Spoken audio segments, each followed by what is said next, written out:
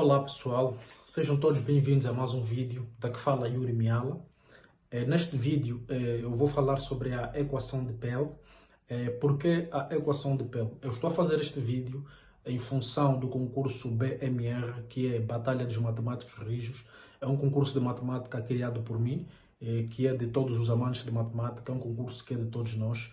E a BMR tem uma gênese que é a prática de conteúdos que fazem parte do mundo da matemática olímpica e percebemos que esses tópicos, né, por não serem tópicos familiares ao sistema curricular normal que nós conhecemos, então os nossos candidatos têm tido às vezes alguma dificuldade em encontrar materiais para estudar pela internet e em outros lugares.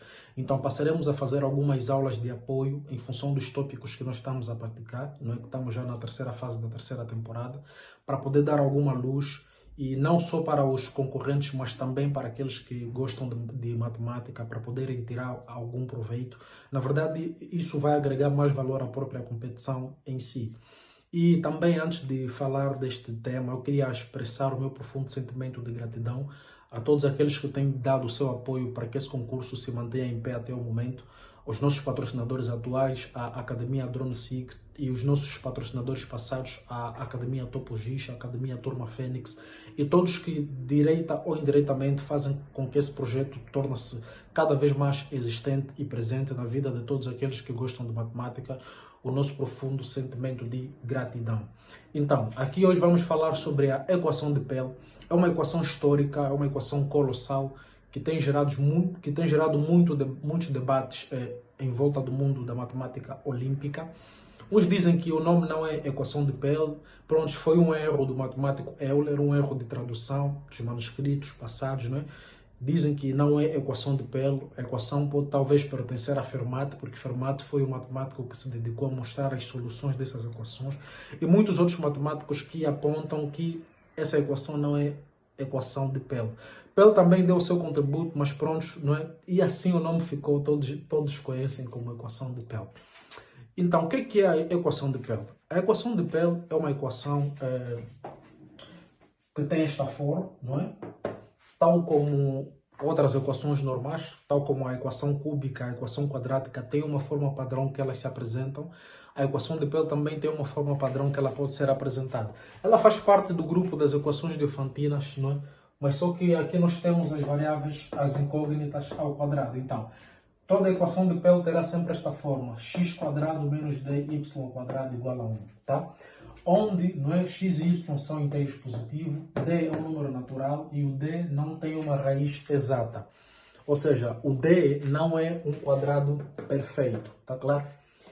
Então, essa equação tem algumas restrições em função do valor de d, né? Aqui temos uma nota. Vamos ver, aqui na introdução ela diz que d não é um quadrado perfeito, mas vamos fazer aqui uma nota considerando que o d seja um quadrado perfeito.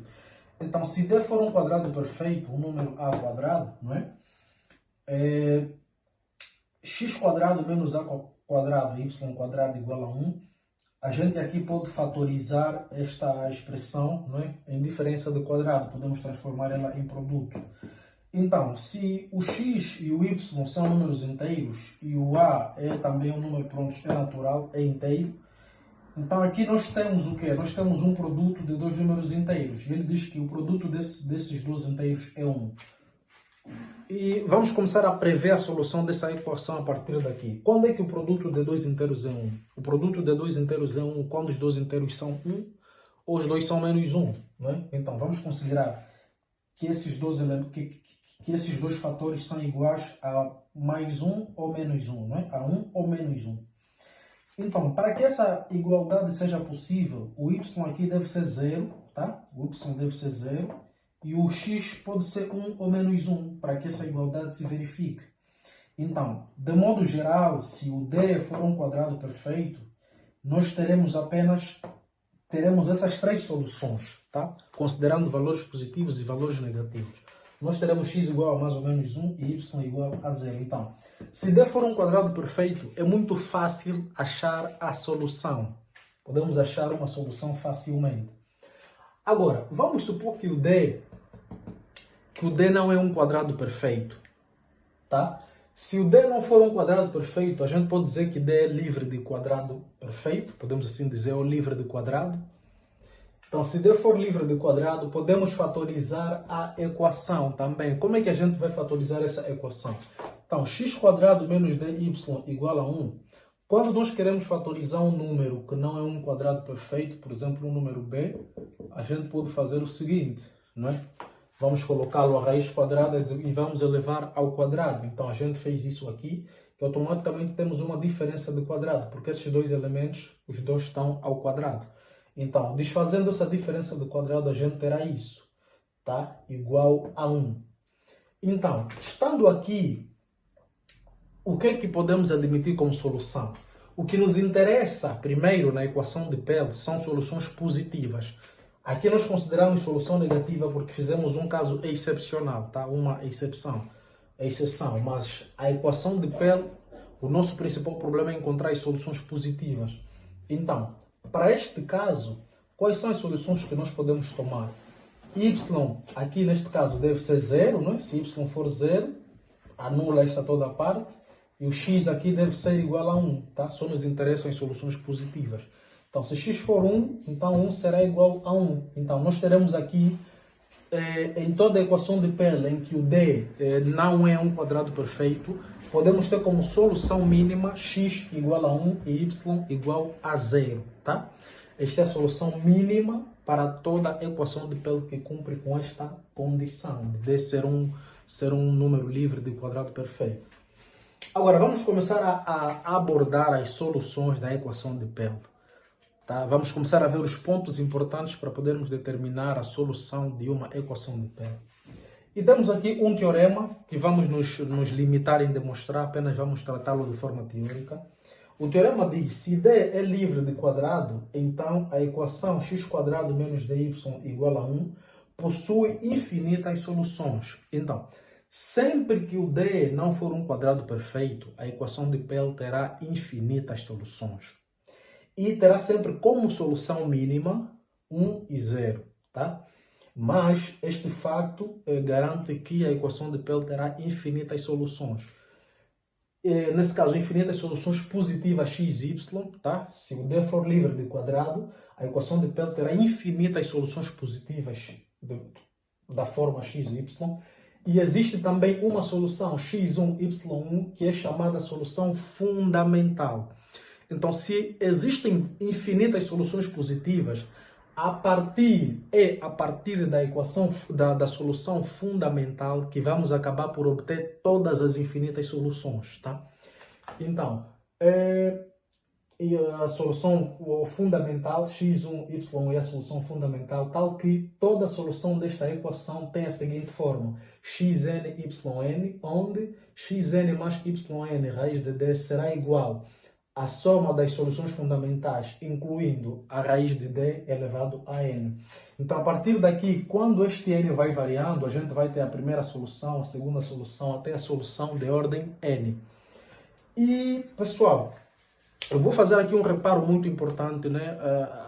Há pessoas às vezes que falam dessas equações, resolvem de um jeito, mas não explicam realmente o porquê de ter feito daquele jeito.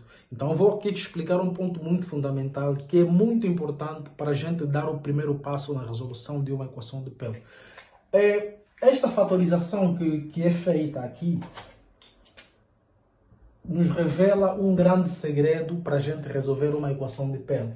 Ou seja, essa raiz de D que nós consideramos aqui é realmente o ponto principal para a gente começar a dar a solução na equação de Pell. Tá? Esta raiz de D não é um número irracional e todo número irracional pode ser expressado em forma de frações contínuas. Então a gente deve achar a forma de fração contínua deste irracional e é a partir desta forma de fração contínua deste racional que a gente vai começar a determinar a solução fundamental e determinar todas as soluções desta equação, tá? Então, vou agora dar um exemplo, tá? Para a gente ver mais ou menos como é que se pode resolver uma equação de Pell, tá? Então, vamos a isso. Então, temos aqui o nosso pequeno exemplo, a nossa equação de Pell. X² menos 3y² igual a 1. Vamos começar a resolver para a gente ver mais ou menos como é que podemos dar os primeiros passos para solucionar uma equação de Pell. Então, primeiro, o que nos interessa, não é? Vamos achar primeiro uma solução trivial, por exemplo, x pode ser 1 e y pode ser 0, não é? É uma solução que verifica esta equação. Mas vamos agora achar a solução fundamental e partir para acharmos todas as soluções a partir da solução fundamental, tá? Então, primeiro o que nós devemos fazer aqui, já vimos que o segredo está em transformar primeiro a expressão em produto, né, para a gente ver a fração contínua que nós devemos determinar. Mesmo assim, olhando, né, o D, nesse caso, como é o nosso 3, a gente deve achar a fração contínua desse 3 de forma irracional. Temos que transformar o 3 em raiz de 3 e depois achar a forma de fração contínua. Então, posso fazer o seguinte, por exemplo, x² menos raiz de 3 ao quadrado, y² igual a 1, não é? Que será igual, teremos aqui, vou continuar aqui, teremos então x menos raiz de 3y vezes x mais raiz de 3y igual a 1.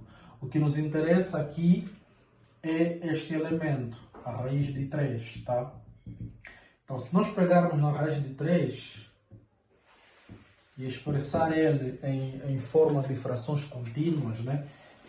Vou apresentar já aqui o resultado da fração contínua de 3, será 1 mais 1 por 1 mais 1 por 2 mais 1 por 1 mais 1 por 2 mais...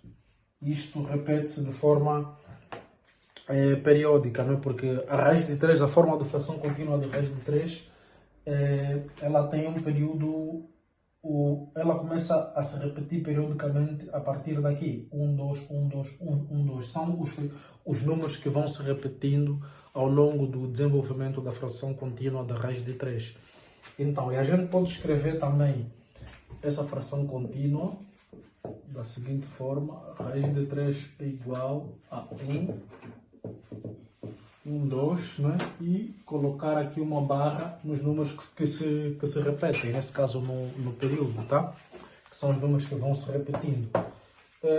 Quem não sabe ainda como fazer uma fração contínua, pode fazer depois um estudozinho com números fracionários, ou seja, números que são irredutíveis em forma de fração, para determinar também a sua fração contínua. Então, agora, o que é que nós vamos fazer primeiro? Vamos considerar, por exemplo, aqui o nosso AI, não é? Vamos considerar x0, y0, tá? O que é que nós vamos fazer aqui sobre esses números? Vamos colocar todos os primeiros elementos da nossa fração contínua aqui, nesse caso 1, 2, 1, 2, e isso se repete, não é? Então vamos colocar aqui em disposição todos esses elementos que aparecem primeiro na nossa fração contínua. E aqui também vamos colocar os mesmos elementos. 1, 2, e ela se repete. Então, agora, como é que vamos começar a achar o valor de x e de y? É muito simples. Primeiro, vamos começar a fazer aproximações, né, desta raiz de 3, tá? A raiz de 3, a primeira aproximação que nós podemos fazer é 1, tá? E o 1 está dividido por 1. Nesse caso, aqui nós temos o valor de x e aqui nós temos o valor de y. Então, a primeira aproximação que nós podemos fazer para a raiz de 3 é este primeiro elemento. Neste caso, aqui teremos 1, aqui também 1. E a segunda aproximação que nós podemos fazer é a partir deste segundo elemento. Quer dizer que essa toda a fração, tá? É 1 por 1, 1 mais 1 a dividir por 1, tá? Então, a segunda aproximação que nós podemos fazer é 1 mais 1, tá? Porque 1 a dividir por 1 é 1. Então, 1 mais 1 quer dizer que isto será igual a 2. Então, a segunda aproximação que nós podemos fazer para a raiz de 3 é 2. E o 2 também está a dividir por 1. Então, aqui nós teremos para o x 2 e para o y 1. E a partir daqui, a gente, para não termos todas as aproximações resolvendo frações, tá? A terceira aproximação seria 1 mais 1 por 1 mais 1 por raiz de 2. Então, teríamos que resolver muitas frações. Então, a partir daqui, os valores de x e y a seguir, a gente pode multiplicar primeiro este elemento por este, fazer a multiplicação deste elemento por esse, e depois somar por este. O valor para y, podemos fazer a multiplicação desse elemento e somar por este. Então, o outro elemento seria 4 mais 1, que seria 5, aqui. E aqui teríamos 1 vezes 2, que é 2, mais 1, que teríamos 3. E o elemento a seguir seria a multiplicação deste por este e somar pelo seu anterior. E aqui também. Então, teríamos 5 vezes 1, não é? Mais 2, que teríamos 7. Aqui teríamos 3 vezes 1, que é 1, mais 1, que seria 4. E assim sucessivamente. Tá? Agora, como é que a gente pode fazer para achar a solução nesse caso? A solução da nossa equação será... o nosso período é 1 e 2, não é? 1 e 2 é o nosso período. Vamos considerar o número, o primeiro número, não é? Ou seja, antes, como o nosso período é 1 e 2, vamos considerar o número que aparece antes do segundo número do nosso período, que é aqui nesse caso o 1. Então vamos colocar aqui uma barra. E o número que aparece em direção ao primeiro número do nosso período é que vai ser a nossa solução fundamental. Nesse caso, implica dizer que o x é igual a 2 e y é igual a 1. É a nossa solução fundamental do problema. Então, se nós colocar aqui 2 seria 4, e aqui 1 ao quadrado seria 1. Então, 4 menos 3 será igual a 1. Então, essa é a nossa solução fundamental. Tá? Quer dizer que aqui podemos considerar x1, também pode ser, né? Ou xi, também pode ser, mas isso é um critério normal.